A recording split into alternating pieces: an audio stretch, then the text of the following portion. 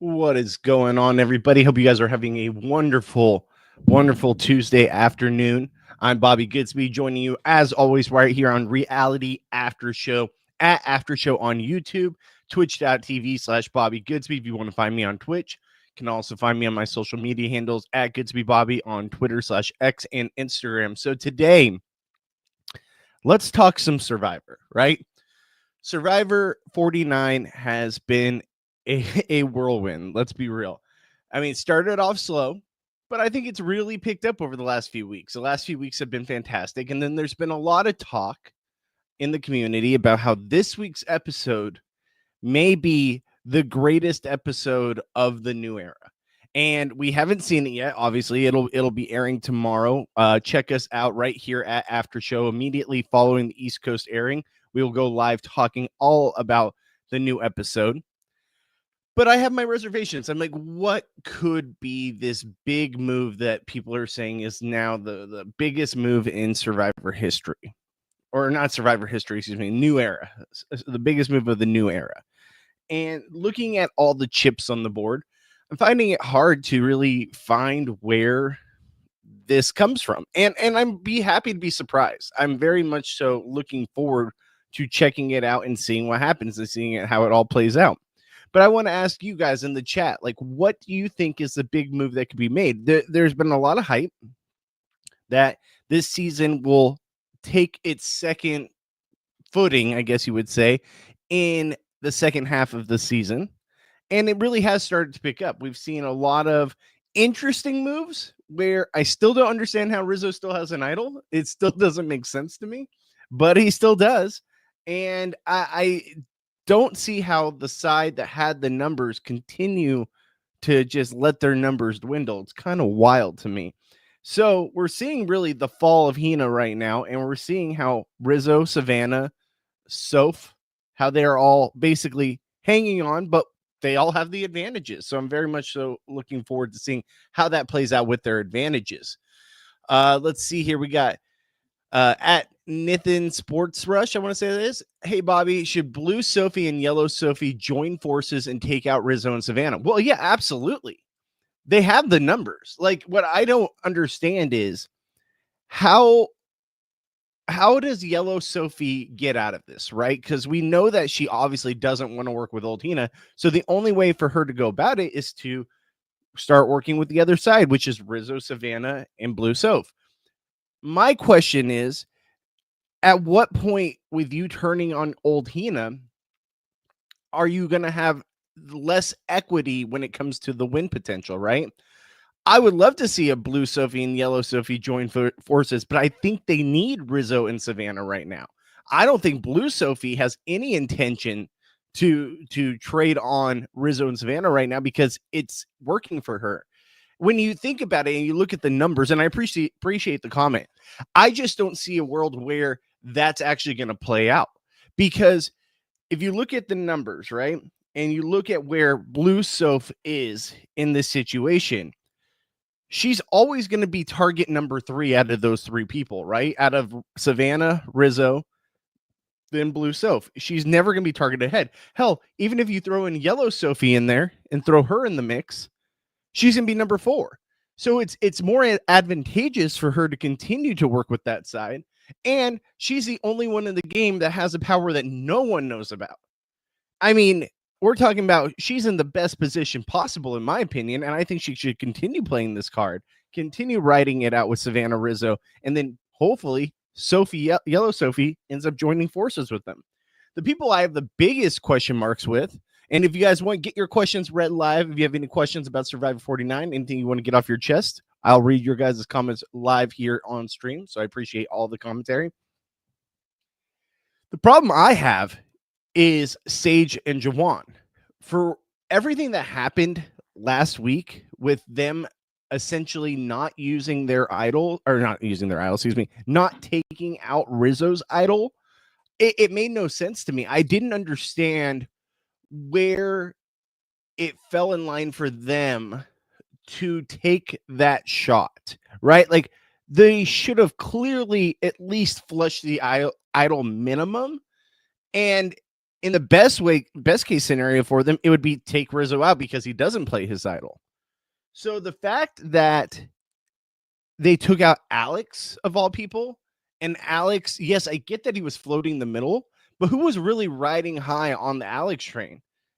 It was Rizzo, and Rizzo was the one getting into everyone's ears. So wouldn't it be more advantageous for Rizzo if you guys teamed up with him and took out Alex?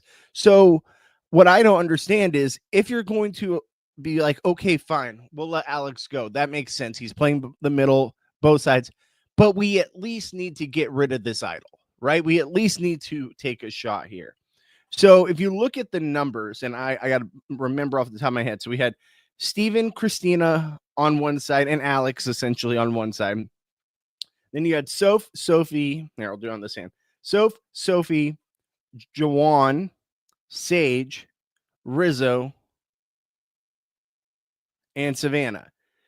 So if you would have had Sage and Jawan go the opposite way and do 5 against 4, essentially, if I'm doing my math correctly here. I'm trying to do this on the fly. Wouldn't it have been smart to at least, at minimum, have those 5 votes go on Rizzo? And if Rizzo doesn't play his idol, Rizzo goes home. If Rizzo does play the idol, you already know Alex is the one going home. So I just don't understand the mindset of not at least putting the votes there where you know there's a clear target and enemy. If your target and enemy is always Savannah, why wouldn't you take a number at her side or take a shot at her side and her numbers? I feel like they get too locked in on it. It has to be Savannah. It has to be Savannah. And then when it's not Savannah because she wins immunity, it's like, oh, okay, well, whatever you guys want to do. You know, like it's like they're not really fully diving into the fact that they should also be thinking about these advantages that are out there.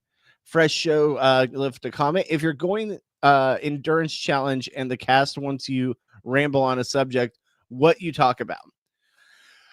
If I was in the endurance, because obviously in the last endurance competition, we saw Steven talking about space and stuff, man, I honestly, if I was going to go on a ramble, it'd be either 1, football, or 2, which I don't think anyone wants to hear, or 2, probably like reality TV stuff.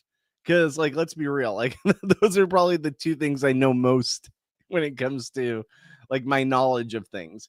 I'm not like Steven. I don't have a bunch of space facts.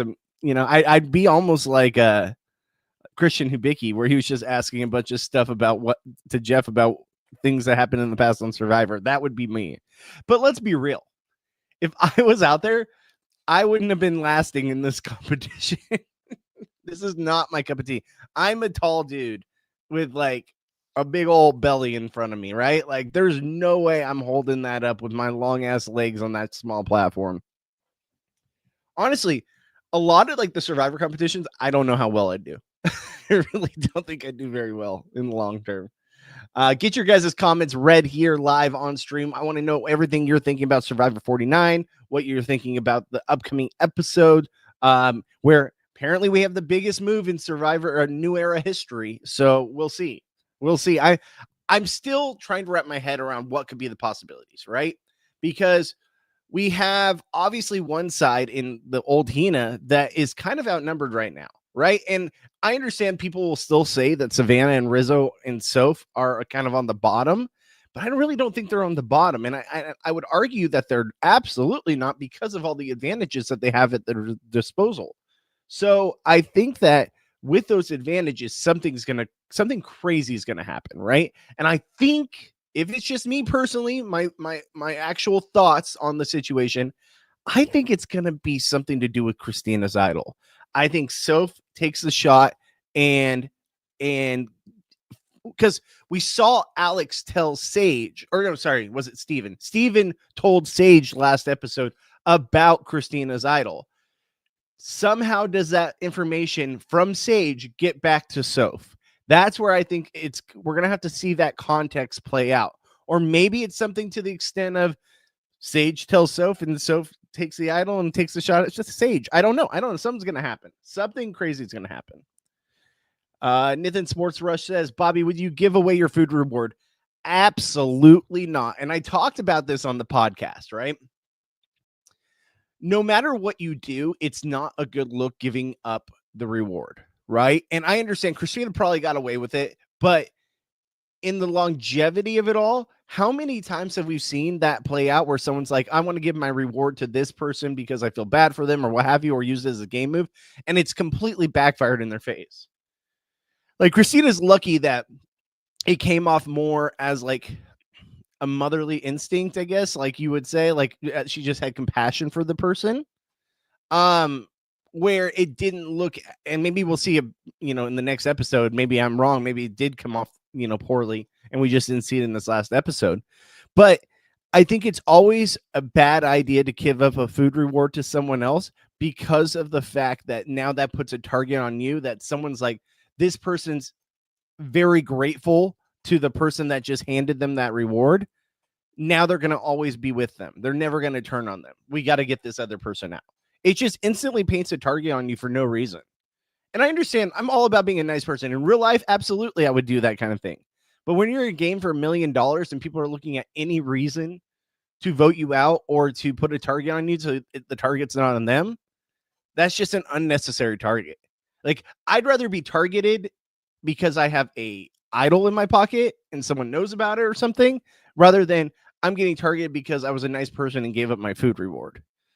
Maybe that's vain of me. Maybe that's thinking, too minute, but we just have seen it play out so poorly so many times. It's just not a good decision. I always think too that it's not a good decision to win the reward where you have to pick people to go on the reward with you. Like, that is always very, very bad. Like, not always, but it can be very bad for people picking people to go on the reward with them. I'd rather be picked than be the picky is what I would be saying, right? So if I knew I had the numbers and I was in a reward that for food, that I was in the numbers, my people were, strong, capable at winning these competitions, I would absolutely throw for them to win the competition. So knowing that there's a good chance they pick me and that target's not as big on me as it is on them. That's just the way I think. But I appreciate the question. Get your guys' comments and questions read live here on stream. Twitch.tv/Bobby Goodsby or at After Show on YouTube. All right. So another thing I want to bring up, another thing I want to talk about with you guys, because I am very curious to see how this week plays out. But I do want to talk about like the cheating scandal that people are talking about right now. So obviously pre-game during Ponderosa, we know that there was a lot of talking going on behind the stage, right? Like during Ponderosa, you're not supposed to talk to anyone. You're not supposed to, make contact with anyone, nothing. You're just supposed to sit there. You can obviously get impressions of people, but you're not allowed to talk gameplay. And we know for a fact, because Jeff has told us on the On Fire podcast, that 2 people were taken off the show and replaced with MC and Jason on this season because they couldn't stop themselves from talking game. And this is during Ponderosa, that to even the extent that they were literally warned and continued to do it maliciously. So much so that Jeff was like, all right, we got to get you out of here. Like, you're not going to get on the show. Like, you're stupid. Like, what are you doing? First off, what the hell is your guys' problem if you go and just think you have to talk game that quickly? Like, 1, it's probably going to look bad because other people are going to notice it. And 2, it's ruining your chances of ever even playing the game. Like, no chance these people ever have a chance of playing the game ever again. Like, you have a very finite opportunity to play any of these reality games. Some people would be jumping at the bits for the experience and the opportunity to play these games. And you're out here just talking and trying to scheme before the game even started. It's wild to me. So I think that with those 2 people gone, then apparently there was a third involved. Now, we don't have any clarity on this situation. We might not until after the season ends. But there's a lot of talk that Sophie Yellow was also involved in the talks, but that they didn't have a third replacement for the alternate to be able to replace her. So I guess she was the lesser of the 3 evils, and they let her play. Now, like I said, this is all alleged. We're not sure if this actually happened, but this is what's being talked about. And then people have also said this might also be a reason for her poor edit at the beginning of the season. Now, I feel like her edits come around, so I don't know how much I believe in that theory, But she did have a poor edit to begin. But let's be honest, a lot of people in Old Tina had a poor edit to begin because they just never went to tribal council. So it is interesting, and I'll talk more about it in a second, but let me get to this question. Bobby, did you see the extra footage of the schoolyard pick? Did you find it weird that Blue Sophie was left out? Is Blue Sophie another Survivor 49 Eva? So I heard about it. I had people talk to me about it and tell me about the schoolyard pick that they showed, which why can't that ever be in the episode? Why can't we just get the schoolyard pick in the actual episode? Like, I'd rather that than 20 minutes of people just standing there in an endurance competition, right? Like, I'd much rather see the schoolyard pick and the drama that comes with it. So I'm at least grateful that we got the extra footage of it, because I do feel like the extra footage at least gives us something.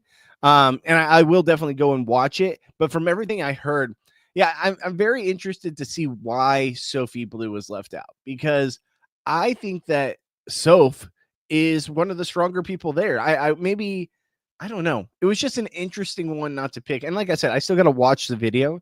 Do I think that she is another Survivor 49 Eva? I wouldn't say so. Are you saying like maybe a 1 vote finalist, or what's your opinion on what compares her to Eva? Because I see them as completely different characters. I think Sophie Blue, or Soph, is way more game compatible when it comes to like the strategic gameplay. Eva was just like, I'm gonna be all team friends, I'm not cutting my friends, I can't lie, which to her credit, that's something she can't do, because she said that being on the spectrum, that's something she struggles with. But like, I see way more gameplay from Soph, where I didn't see as much highlighted gameplay from Eva. Eva is well liked, but not going to win the game. I wouldn't put Soph in that category. I think Soph can absolutely win. I really do. I think Soph has a very good shot of winning. One, she's got the oh my gosh, what is the name of that power that I'm blanking on right now? Knowledge is, oh my god. Knowledge is power. No, what am I can't think of the word. Why am I blanking on this right now? But she's got that advantage. You guys know what I'm saying. And I think that she could absolutely do something huge with it. I think that she is capable of finding out where that knowledge is power is right. Okay, thank you, because I started second guessing myself. Thank you, Kate the Great One. Knowledge is power is going to be such a huge advantage for her, where especially if she finds out about Christina's idol, or hell, she might even make a big move and steal Rizzo's idol when she knows she needs to make a play because Rizzo's target is too big, where Rizzo's win equity is going to be huge and she needs to make a move. That could be something we see tomorrow. Like, we could see Rizzo going home tomorrow, where Rizzo's going to play the idol. He knows this is the time that he needs to play it. It's going to happen. And then the person on his side in Soph makes the move and takes the idol from him and gets him voted out. That's possible. That's absolutely possible. Do I think it's going to happen? I don't know. I know something huge is going to happen with that, though, because of the fact that we've had knowledge is power out there before.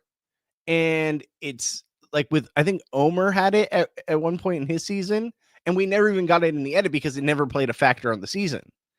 I think they're giving it to us because it's going to play a factor. Now, I know Eva had like a similar situation and didn't use it, but I think Soph is in a much different position of power that she's going to use that as a resume builder.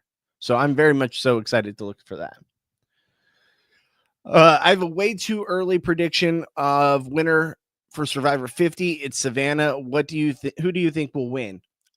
Honestly, if you want to have me give my honest opinion, I think there's a good chance Savannah wins 49. Now, like I said, I don't know anything. I'm just like you guys. I'm a fan of the show. I watch week to week. Yes, I work with survivors on this podcast and stuff, but they're not privy to any information. I'm just going based off of what I personally feel. One, I think it's either going to be Soph or Savannah that win this season. My thoughts on that are Savannah could be, we already know she's being brought back for 50, her and Rizzo. I don't feel like we're getting the edit that Rizzo wins the season. So we are seeing a lot of the perspective come from Savannah. So my thought process is, if you look at the cast for Survivor 50, we have 2 winners and 3 tribes. Wouldn't it make sense to have 3 winners out there? One on each tribe. Now, granted, I think the tribe division's out there, so I'm not 100% sure if that maths. But even so, it would make sense to have 3 winners out there. Just 2 seems like a weird number regardless. So let's say Savannah wins 49. I am very curious when she gets onto 50 if the people out there with her on 50, because of the fact that her season obviously hadn't aired when that was filmed and no one really knows anything about her and Rizzo, will that information be revealed to the rest of the cast? You know, we saw it with like Russell in Samoa right before Heroes Villains, where people didn't know how far he got. Were they knowledgeable? I'm not sure. But the thing is, I'm very curious to see with Savannah if that information is out there that she is a previous winner and she doesn't have the connections that everyone else does, because these people have all known each other for many, many years, or, you know, run in the same circles.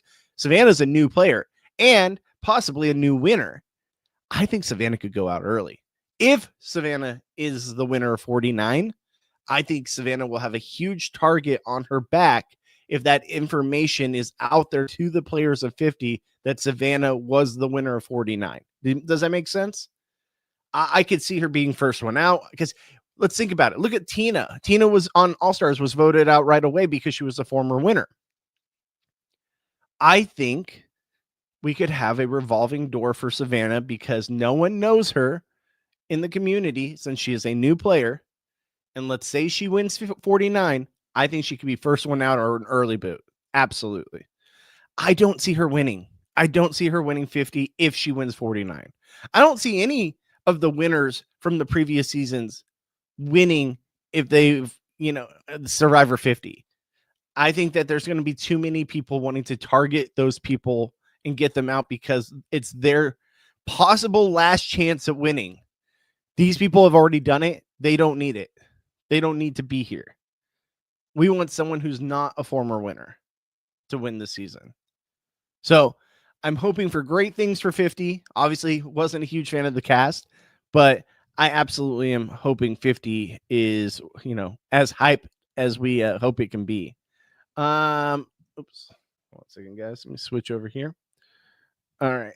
Freaking Fairplay.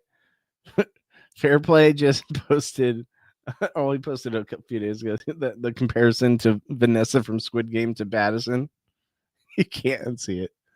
All right, let's see here. I saw that clip of Yao-Man diving for an immunity idol and crashing Johnny Fairplay's face into the boat.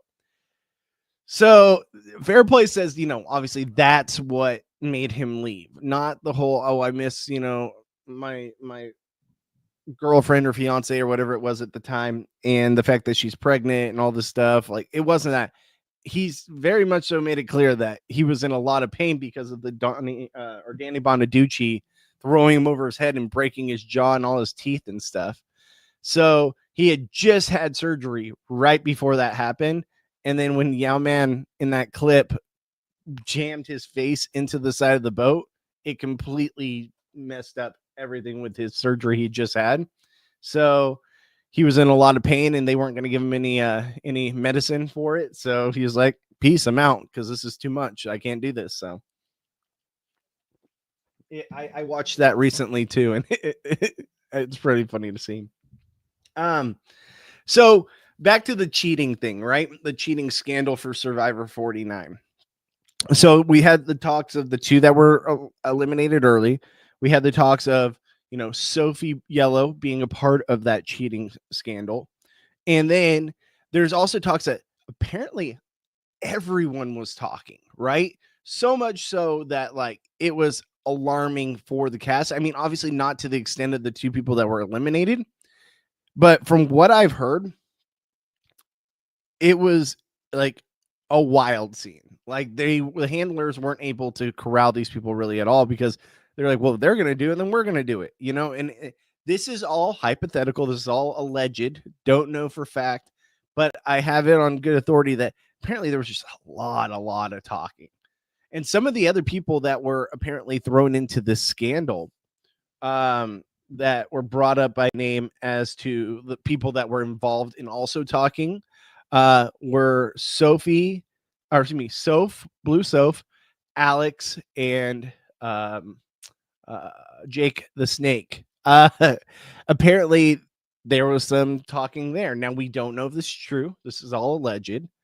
But if this is true, where you have half your cast basically talking game when they're not supposed to, it's a bad look. And I hope it goes to show players that play again in the future, or do play in the future for the first time.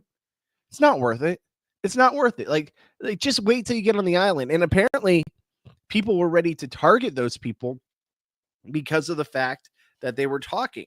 I don't think that the Jake, Soph, Alex of it all was that egregious, but we did see Sophie Yellow was kind of on the outs on Old Hina.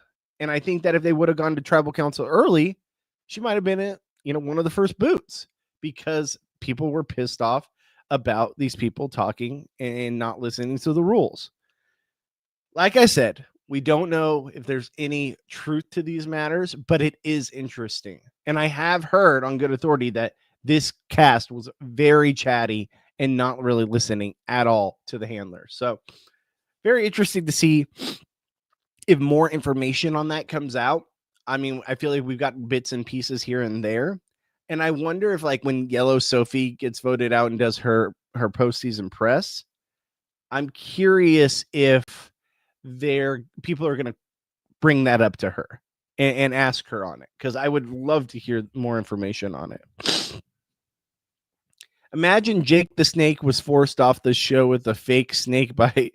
Imagine the real reason was that he was talking in Ponderosa. Could be. That's actually a crazy theory. What if it was? What if it was like they were looking for a reason to get rid of Jake the Snake because of all the talking he was doing? Food for thought. I mean, I don't know. I don't know if it's necessarily like that's the reason, but it is interesting to question, was there even more reason to get rid of him because he was one of those ones that was talking too much? It's an interesting thought. Get your guys' questions and comments read live here on stream. You can go at After Show on YouTube or on Twitch and get your comments read live here on stream. Let me know, what are your takes on Survivor 49? What are you guys feeling? How do you like it so far? Are you kind of just ready for 50? Or are you ready to see how this ends up playing out now that it's kind of picked up in the second half of the season? Also, finished Squid Games season 2 of the Squid Games The Challenge. If you haven't seen it, maybe tune out for the next 5 minutes, because I want to talk about that a little bit. One thing I want to bring up about Squid Game The Challenge, we could have had one of the best reality TV moments in the history of the show, if not one of the biggest reality TV villain arcs of all time, and it didn't pan out. I'm very, very upset that it didn't play out the way I was hoping it would, because of the fact that let me pull up his name right now, because I'm blanking on his name. Squid Game The Challenge Final 5. I think it was Final 5. All right. So Final 5. Why am I blanking on his name? All right, where is it at? Trinity. All right, so when Trinity on the episode where they're at the meal table and he's getting to know everybody's stories, and then all of a sudden they have to play this game to find out who's going to actually make it to the top, was it 4? And they play this game where you have to go pick a coin, and one coin is black and the other coin is it allows you to move on so that you survive. And we see Steven take the coin and be like, all right, which one do you think it is? Which one do you think it is? And he's like, I want the black coin. I want the black coin. Basically, they figure out that he's going to self-sacrifice himself to make sure everyone else gets there, costing himself and his family a chance at the $4.56 million, which is absolutely wild to me. And when I'm watching him, like, oh my God, I can't believe he's doing this. I can't believe he's giving up his game. What is he thinking? And then it dawns on me, I think like a quarter of the way through the competition, I'm like, this might be the greatest strategy of all time. You have these people completely bought in that you're selling, that you're giving up your game for them. And instead of taking the 50-50 chance that you survive the whole way through, how genius would it be to act like you're going to give up your game the whole way through, and then at the at the very last person, when you get to Vanessa, just switch the hands where you normally are saying, hey, take this hand, take this hand, take this hand. You know, every person's like, take this one, take this one, take this one. And then when it comes to her, have it in your left hand and be like, listen, I'm doing this for you. I just want to see you guys win. And then she thinks that you're just picking the same hand and giving up your game. And then, nope, she gets the black coin. Oh my God. What it would have been cinema, as Rizzo would say. It would have been cinema. Like, it would have been such a great, like, theatrical villain moment. And I understand that's not Trinity. That's not his game. That's not the person he is.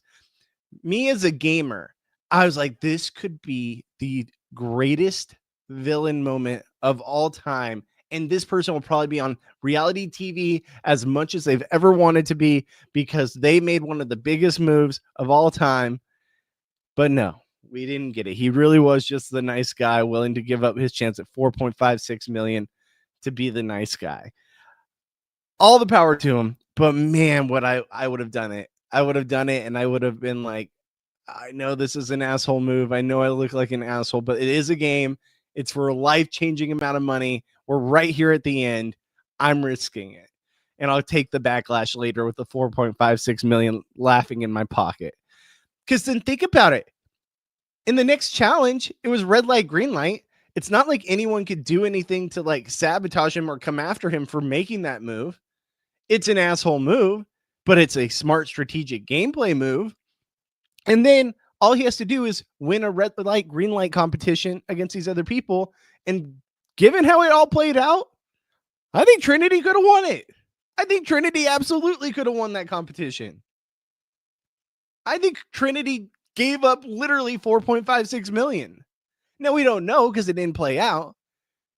But the amount of things that happened to those people in that red light, green light competition, it would have been so good. It would have, and we would have seen on Trinity on all kinds of like traders, reality TV, what have you. Like, people would be talking about it. It'd be in the news, all this stuff, because that would have been an epic, epic game move. Maybe I'm an asshole. Maybe I'm too much of a gamer. But let me know in the comments what you guys think, because I think he really missed an opportunity there. And I get it. It's not his character type. But man, was I hoping he was going to do it.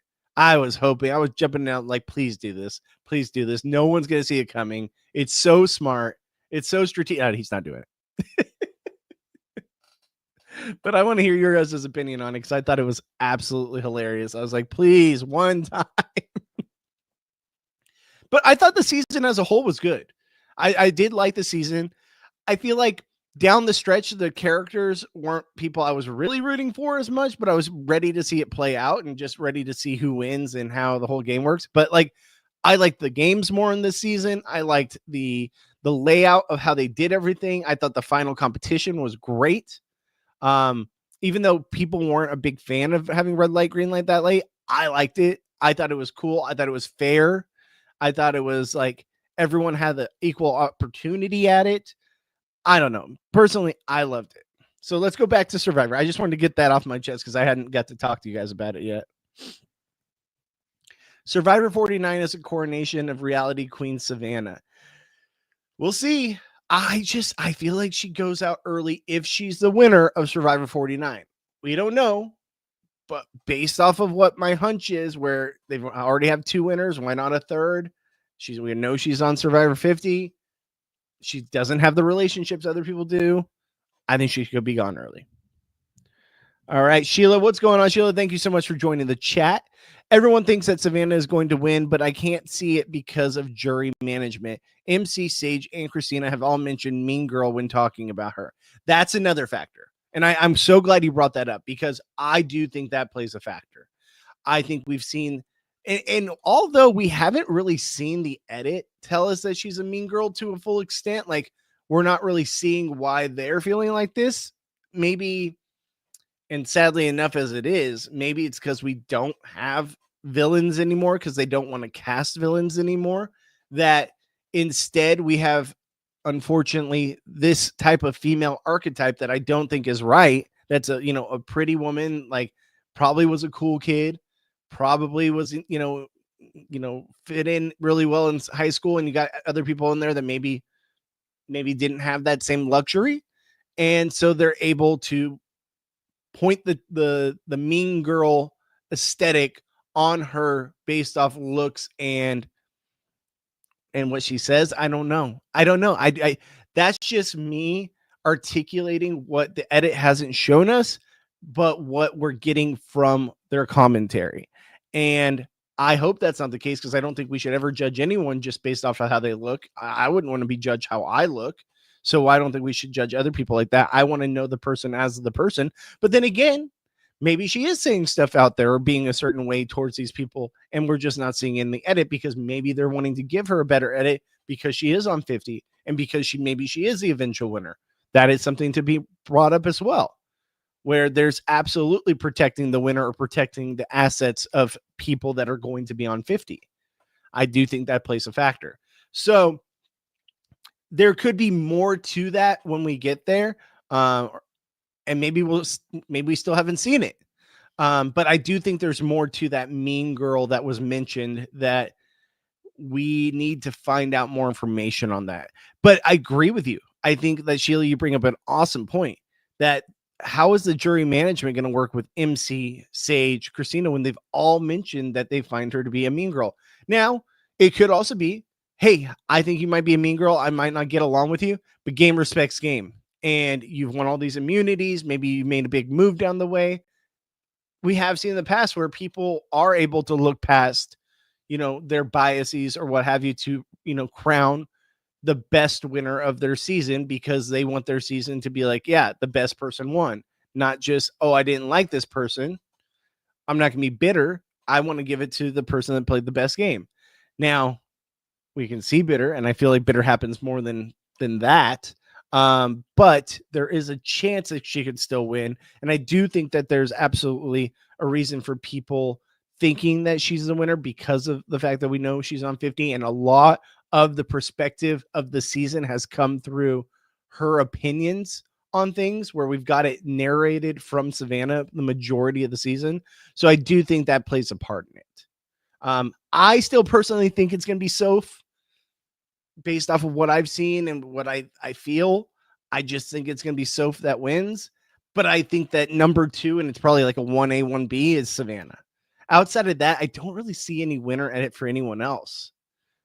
Do you see anyone else that has really a winner edit? And I'm not saying Soph's winner edit looks great, but I think she's at least in the final 3. And if she makes a big move with the knowledge is power, there can absolutely be something that happens there. I don't think Rizzo's winning. We just haven't really got a lot of the perspective coming from him. A little bit. I would say more so in this last episode with the whole Alex thing, where he seemed to be the driving force to get Alex out. But even then, I feel like we still got other people's perspectives on the situation. I think that CBS loved him because of the fact that he was a mover and shaker and didn't use his idol for as long as he did, and kind of had the cojones to not use it. And as far as the others, like, I don't think Christina's winning. I don't think Jawan and Sage are winning. As much as I do like them, I don't think they're winning. Steven, maybe, because he's gotten a little more of the Hina edit than anyone else. Sophie Yellow, maybe. We're finally starting to see more of her, but I feel like we would have saw a lot more at the beginning of the season. I have a really hard time finding anyone from old Hina as the eventual winner of this season. So I think it's either Savannah or Soph, and those are my 2 that I'm really like keyed in on. Fresh Show says, why did Savannah tell Blue Sophie that she was a secret reporter? Rizzo doesn't know Savannah's secret. I just think Blue Sophie is in really good with a lot of people. I really do. I think Blue Sophie has a way of talking to people that makes her just approachable. I think she absolutely is nailing the social game, because we're also seeing Sage come up to her and talk to her about game. We're seeing Sophie Yellow come up and talk to her and talk game. Savannah's telling her about being a reporter, which she doesn't have to do and didn't even tell Rizzo. Like, and Rizzo feels good with her. Like, I just don't think Soph Blue is in a bad spot at all, and possibly in the best spot in the entire game. I really do believe that. I think that Sophie Blue absolutely just has the awareness of the social interactions that make people feel comfortable with her, but also the game savviness of being the only one in the game to not reveal her freaking advantage. Why? Why do people have to continue to reveal the advantage? Like, Savannah even told Sophie about her extra vote that she has. She could have kept that just between, told Soph that, excuse me. She could have kept that between her and Rizzo. Like, her from day one, number one. But no, like, she told that information to Sophie as well, Sophie Blue. And it's now knowledge that she has about where all of the advantages are, except for Christina's idol. And I feel like that's going to play a big part in tomorrow's episode. I really do. I think something about Christina's idol is going to come into play. So we will see. We will see. I'm feeling like if this episode is going to be so grand and so big and such a monstrous move, the only thing that plans out in my head has to be Soph does something. And I really think it's Soph does something with the knowledge's power. I don't know how the extra vote would be playing such a huge factor. I think something could happen with Rizzo's idol. Something crazy is going to happen, and we just don't know what it is. Also, my wife messaged me last night when I was at work. She's like, I want to go to this Christmas tree lighting thing and like caroling and all this stuff tomorrow. Can you miss the show? And I was like, in my head, I'm like, of all shows for me to miss, it's this one where it's apparently the biggest move of the new era. I'm like, crap. I was like, I really need to do the podcast. I want to do all that stuff though too. So I think what I'm gonna do is looking at the schedule of like the Christmas lighting and stuff, because I'm West Coast, right? I'm California. And we usually, for me, I have to watch the East Coast airing because we podcast right after the East Coast airing. So I have to usually watch the episode on this platform and at like 5:00, and then it ends at 5 or 6:30, and then we go live at like 6:45 my time. So what I'm thinking I'm gonna do is I think I'm gonna try to. I think it starts at like 4 for the other thing, for the Christmas lighting thing, and then goes to like 6:45. I'm gonna try to go do all that stuff and just be like watching it while doing those things on my phone, and then rush home to come and do the podcast. I'm really trying to make everyone happy here, right? Like, I'm really trying to make my wife happy so she's not upset that I don't go to the Christmas tree lighting thing, which I want to go to. Don't get me wrong. It just happens to fall on the one day. I'm like, please, no, not that day. And then also I want to, do my commitments to the podcast by being here and being the only one who comes to every show for Survivor After Show. Even though I get eviscerated in the comments sometimes by people saying I'm too negative or I'm too whatever, I'm like, at least I'm the one who always shows up, right? Like, Fairplay will miss a couple episodes, Gabe will miss some episodes, but Bobby's is a constant, okay? Wayne misses half the season, but I try to be there, guys. I try to make sure I'm always there. Plus, I'm the producer, so I got to get everything set up. But yeah, no, I'm gonna try to make it work to make everyone happy and be there for the show. So what else you guys want to talk about for Survivor? Because I feel like there's obviously a lot going on. I feel like we're gonna have a lot more to talk about after tomorrow's episode. Also, I do want to throw this out there too. I apologize, I never got my video up that I was gonna work on Thursday, Friday. Just crazy work week, and I wasn't able to get it done. And I kind of figured, I was like, I got a bunch of the clips set up, I got the thumbnail set up. I think I'm gonna save it to do like this week's big episode. I'm gonna do that as fast as possible and get that up. So look for the Couch Critic episode to come up on this next weekend. I know with the holidays and stuff, I'll have a little bit more time, so I'm gonna be trying to rush that out there. So we'll see.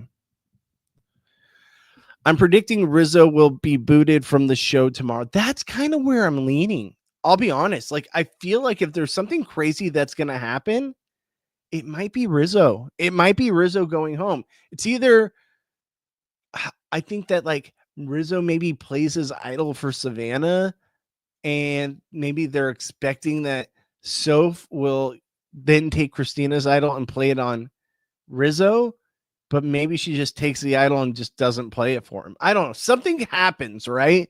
We don't know, but something crazy is upon us. And we're only 24 hours, a little over 24 hours away from finding out.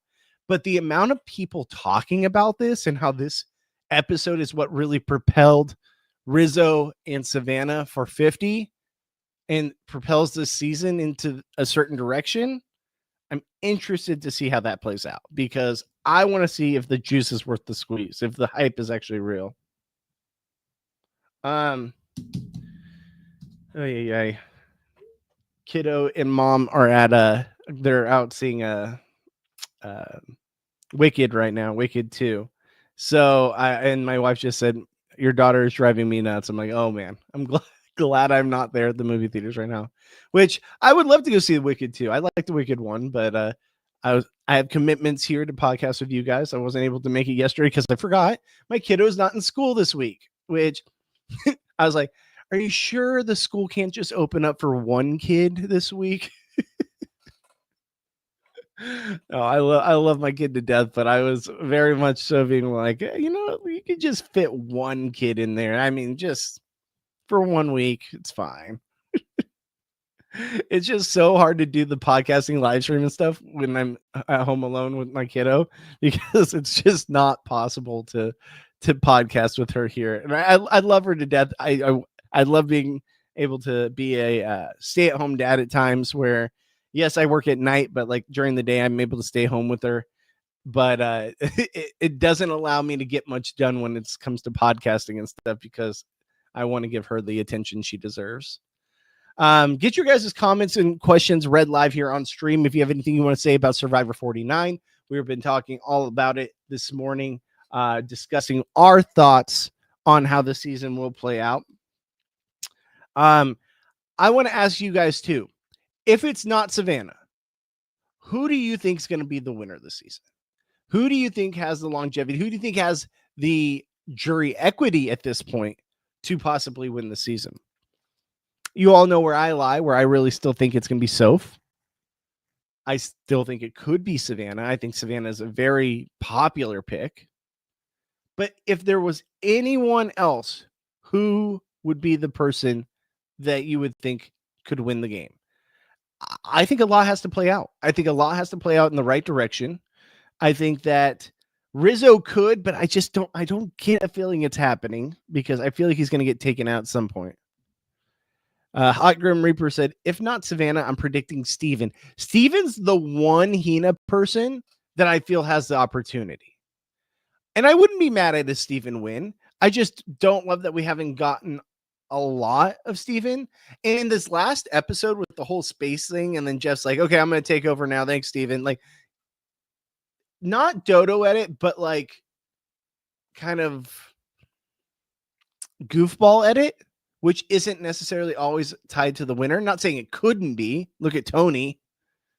But food for thought, right? Like, didn't give me full winner vibes, especially since a lot of the narration is not in his perspective. Also, when he's talking about how Sophie Yellow is like not socially understanding where she's at in the game, it's because she doesn't know. Like, how can you say that when it's like she's not privy to the knowledge that you guys have of her, and like that you wanted her to go home if it wasn't Rizzo? How is she supposed to know that? So I don't know. I could see a Steven win. If like there's anyone from Hina that I think could win, it would be Steven. But I digress. I still think that it's a slim chance. But I think it's a slim chance for pretty much anyone. Let's be real. I think final three, I could see Savannah, Sophie Yellow. Could we see it? Could like Sophie Yellow be like the the third person GOAT type of person, because maybe people just obviously don't have good reactions to her, and that's why she's always been on the outs, kind of, even on her own tribe. Something. One second, I just gotta type this.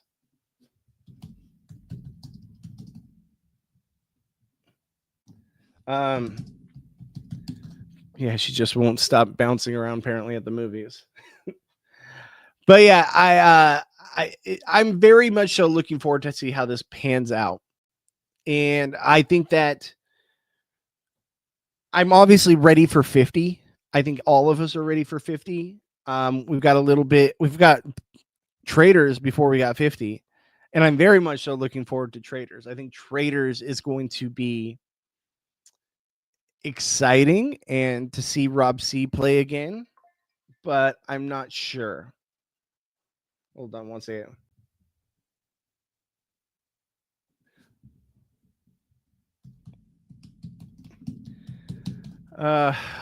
Okay, so Kiddo's apparently off the deep end. I might have to go here, guys. I might have to go help mommy out because they're just getting back from the movies. So with that said, we went about an hour here. I think we talked a lot about the Survivor 49 and how it's all going to play out. I am really looking forward to tomorrow's episode. I really hope to be here. If I'm not here, then still come hang out, come check out. Gabe will be back. Johnny Fairplay will be here. I'm going to try to make it. I'm pretty sure I'll make it, but let's see. I'm really looking forward to tomorrow's episode, so I want to be a part of the podcast. But if I'm not, at After Show on YouTube, if you want to come check us out on the podcast when we go live immediately following the East Coast airing.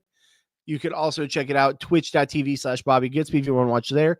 Follow my social media handles at Goodsby Bobby on both Twitter/X and Instagram. Give me a like, give me a follow, give us a sub. Hit that bell notification so you're notified whenever we go live. And with that said, we'll be live tomorrow night or immediately after the episode to talk all about it. So look forward to that. Look forward to some more of our coverage here at Reality After Show. And with that being said, I will see you guys on Monday with my next live stream, noon to 2. When Kiddo's back in school, I'll be right back on track. I go live every Monday and Tuesday, 12 Pacific to 2 p.m. Pacific. Also, I will have the Couch Critic episode out this weekend for this insane episode that we're about to get. So look forward to it. Hope you guys like it. Be on the lookout for it. I'll notify you guys all when that happens. And with that being said, I'll see you guys in the next one. Peace.